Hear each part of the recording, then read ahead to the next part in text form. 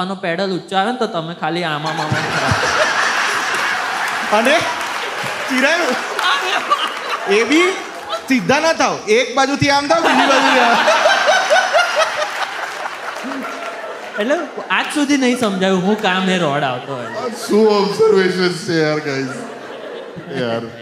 ના ના પણ પાછા આપણે ગોડ્સ પર આવીએ. ના પણ હું તમને એક વાત કહું, નાનપણની જે આપણે વાત નીકળી છે ને, તો હવે આ ઇન્સિડન્ટ છે ને, હવે તમને લોકોને કહું છું તમારા શોના કારણે. હવે મમ્મી પપ્પાને ખબર છે નહીં, હવે અમને ખબર પડી જશે.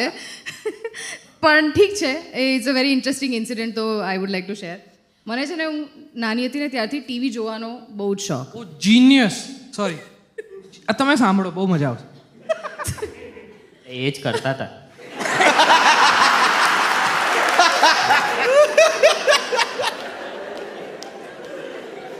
નાનપણથી ટીવી જોવાનો બહુ શોખ. મને ટીવી જોવું બહુ ગમતું હતું, અને સ્કૂલેથી જ્યારે પાછા આવું ને એટલે હોમવર્ક અને જમવાનું ને બધું બાજુમાં, પણ સૌથી પહેલાં હું ટીવી ચાલુ કરીને બેસી જતી હતી. And my parents use to be very angry with me કે આખો દિવસ ટીવી જ જોયા કરે છે.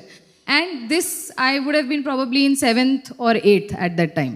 એ વખતે આપણા છે ને પેલા બોક્સ